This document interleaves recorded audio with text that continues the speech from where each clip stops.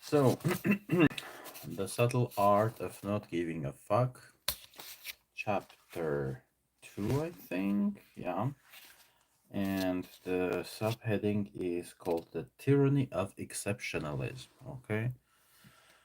Most of us are pretty average at most things we do. Even if you're exceptional at one thing, chances are you're average or below average at most other things. That's just the nature of life. To become truly great at something, you have to dedicate shit tons of time and energy to it. And because we all have limited time and energy, few of us ever become truly exceptional at more than one thing, if anything at all. We can then say that it's a statistical improbability that any single person will be an extraordinary performer in all areas of life. Brilliant business people are often fuck ups in their personal lives. Extraordinary athletes are often shallow and as dumb as a lobotomized rock. Lobotomized rock. That's funny. Okay. Many celebrities are probably just as clueless about life as the people who gawk at them and follow their every move. We're all, for the most part, pretty average people. But it's the extremes that get all of the publicity. We kind of know this already, but we rarely think and or talk about it. And we certainly never discuss why this could be a problem. Having the internet, Google, Facebook, YouTube, and access to 500 plus channels of television is amazing. But our attention is limited. There's no way we can process the tidal waves of information flowing past us constantly. Therefore, the only zeros and ones that break through and catch our attention are the truly exceptional pieces of information. Those in the 99.9999th percentile. All day, every day, we're flooded with the truly extraordinary, the best of the best, the worst of the worst, the greatest physical feats, the funniest jokes, the most upsetting news, the scariest threats, nonstop. Our lives today are filled with information from the extremes of the bell curve of human experience. Because in the media business, that's what gets eyeballs, and eyeballs bring dollars. That's the bottom line. Yet, the vast majority of life resides in the humdrum middle. The vast majority of life is unextraordinary, indeed quite average.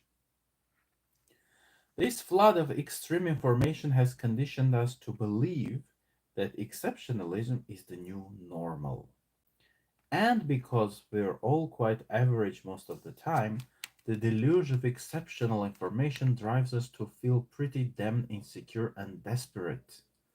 Because clearly we are somehow not good enough. So more and more we feel the need to compensate through entitlement and addiction. We cope the only way we know how, either through self aggrandizing or through other aggrandizing. All right. Some of us do this by cooking up get rich quick schemes. Others do it by taking off across the world to save starving babies in Africa. Others do it by excelling in school and winning every award. Others do it by shooting up a school. Oh my goodness. Others do it by trying to have sex with anything that talks and breathes. Oh my goodness. This ties into the growing culture of entitlement that I talked about earlier.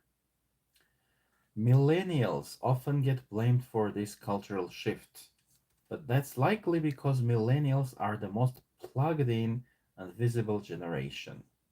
In fact, The tendency toward entitlement is apparent across all of society, and I believe it's linked to mass media driven exceptionalism. The problem is that the pervasiveness of technology and mass marketing is screwing up a lot of people's expectations for themselves.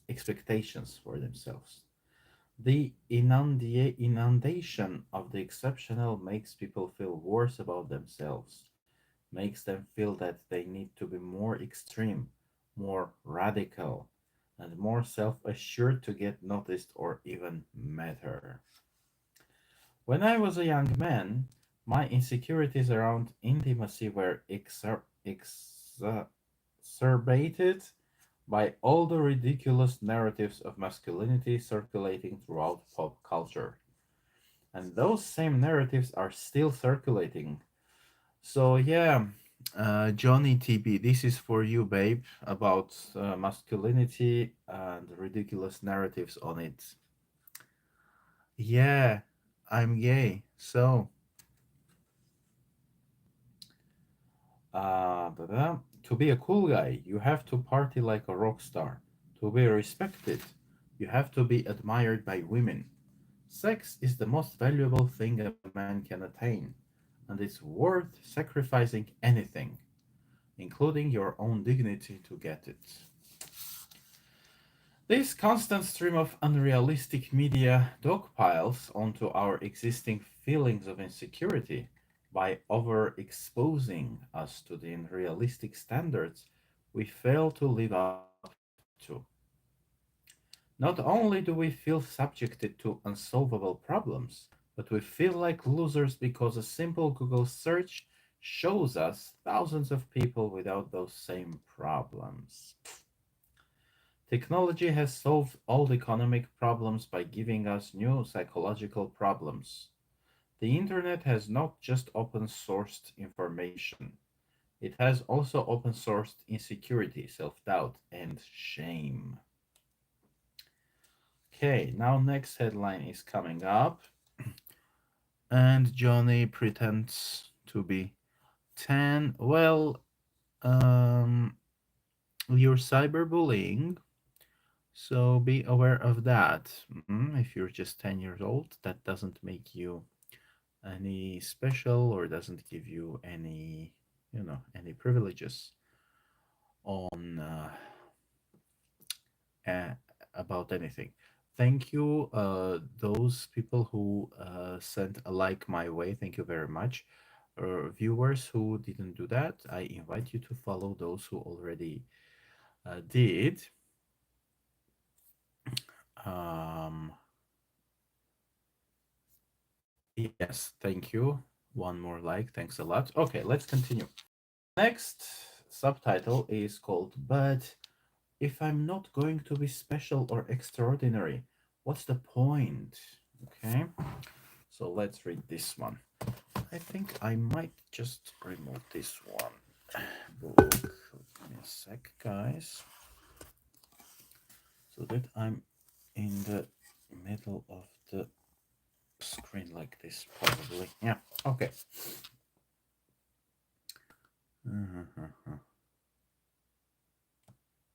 Okay. So Blue Thunder is saying that when he was said gay, he was trying to be funny. I don't know what's so funny about it. Some people use the word gay, that's so gay, to mean stupid. So I don't know what you are up to, you know? Brody.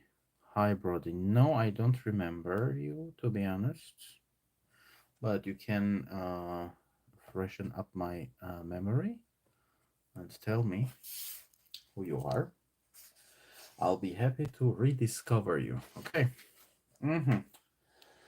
It has become an accepted part of our culture today to believe that we are all destined to do something truly extraordinary. Celebrities say it, business tycoons say it, politicians say it, even Oprah says it. So it must be true. Each and every one of us can be extraordinary. We all deserve greatness. The fact that this statement is inherently contradictory, and then in hyphens he explains, after all, if everyone were extraordinary, then by definition no one would be extraordinary. And then another hyphen is missed by most people. And instead of questioning what we actually deserve or don't deserve, we eat the message up and ask for more. Being average has become the new standard of failure. The worst thing you can be is in the middle of the pack, the middle of the bell curve. When a culture's standard of success is to be extraordinary, it then becomes better to be at the extreme low end of the bell curve than to be in the middle, because at least there you're still special and deserve attention. Oh, this explains the psychology of a lot of people. Many people choose this strategy to prove to everyone that they are the most miserable or the most oppressed or the most victimized. Amen, amen to this. Yeah, both in terms of politics, both the far right, the far left, they have this same strategy. Yeah.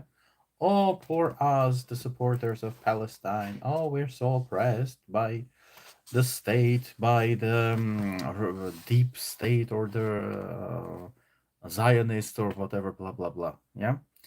And the far right does the same, and yeah, it's both funny and destructive and dangerous. Okay. My day was good, Brody. How was yours? I live in Los Angeles, very nice area. Okay, let's continue. A lot of people are afraid to accept mediocrity because they believe that if they accept it, they'll never achieve anything, never improve, and that their life won't matter. Sad. This sort of thinking is dangerous. Once you accept the premise that a life is worthwhile only if it is truly notable and great, then you basically accept the fact that most of the human population, including yourself, sucks and is worthless. Mm. And this mindset can quickly turn dangerous to both yourself and others. Yeah. The rare people who do become truly exceptional at something do so not because they believe they're exceptional. On the contrary, they become amazing because they're obsessed with improvement.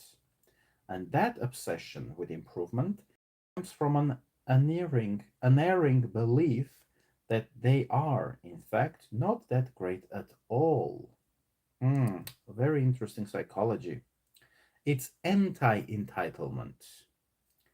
People who become great at something become great because they understand that they're not already great. Okay, listen carefully. This is a good idea.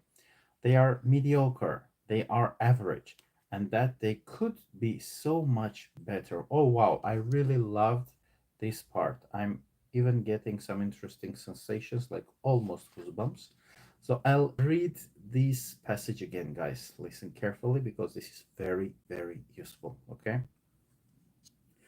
The rare people who do become truly exceptional at something do so not because they believe they're exceptional. On the contrary, they become amazing because they're obsessed with improvement. And that obsession with improvement stems from an unerring belief that they are, in fact, not that great at all. It's anti entitlement.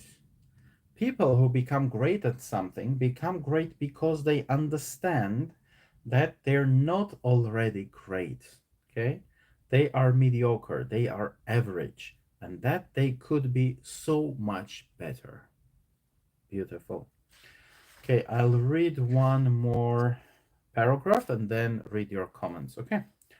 All of this, every person can be extraordinary and achieve greatness stuff, is basically just jerking off your ego. It's a message that tastes good going down, but in reality is nothing more than empty calories that make you emotionally fat and bloated. The proverbial Big Mac for your heart and your brain. Wow, okay. Are you a teacher? Yes, Johnny. I'm a teacher. I teach different subjects. I'm a tutor, yeah. Independent private tutor. I teach English, French, beginner Hebrew, Armenian. I have an online course on philosophy, so I teach philosophy as well, and also playing chess. Okay. And for the curious, I also have my own little book called, okay, let me translate the title into English because I wrote it in my mother tongue in Armenian. Uh, Practical Manual for Self Knowledge. I also teach that, like self knowledge. Who am I? Yeah. So courses aimed at personal growth. They also call it personal development in some regions. Yeah, know thyself and you will know the universe. Ancient Greek wisdom has it. I bet you successfully completed school. I don't know if you're trolling or not, but yes, I did. Okay, let's move on. The ticket to emotional health, like that to physical health, comes from eating your veggies. That is, accepting the bland and mundane truths of life. Truths such as, quote, your actions actually don't matter that much in the grand scheme of things, unquote. And, again, quote, the vast majority of your life will be boring and not noteworthy, and that's okay, unquote. This vegetable course will taste bad at first, very bad. You will avoid accepting it. Yes, Um, I agree with him because this, desire to be unique, to be special, I also see it in me. One part of me agrees with the other. Yeah, I'm not special, lots of, uh, let's say, tall guys with extra weight who want to reach success in life. Yeah, so lots of them, lots of us is out there. So however, there's also this desire to shine, to fly, to achieve, and I think that's a good thing as well. Uh, but what the author means is your desire to achieve, to shine, to fly, to reach, and stuff doesn't have to be kind of psychopathic and antisocial, and you don't have to believe that you're special at the expense of others or at your own expense. Sometimes it's the opposite as well. That's what. Yeah, I was a smart student, Johnny. Yes, yes. Okay, but once ingested, your body will wake up feeling more potent and more alive. After all, that constant pressure to be something amazing, to be the next big thing, will be lifted off your back. That's what he means, yeah. The stress and anxiety of always feeling inadequate and constantly needing to prove yourself will dissipate. And the knowledge and acceptance of your own mundane existence will actually free you to accomplish what you truly wish to accomplish without judgment or lofty expectations. This is very valuable. I think I'll read these two sentences again, okay, because it's useful. So hear me out and also send me a like, okay? 10 people are watching. I only have 3 likes. Guys, come on, give me the likes if you enjoy the book and my reading of it. Okay, I read again. The stress and anxiety of always feeling inadequate and constantly needing to prove yourself will dissipate. And the knowledge and acceptance of your own mundane existence will actually free you to accomplish what you truly wish to accomplish without judgment or lofty expectations. You will have a growing appreciation of life's basic experiences, the pleasures of simple friendship, creating something, helping a person in need, reading a good book, laughing with someone you care about. Sounds boring, doesn't it? That's because these things are ordinary.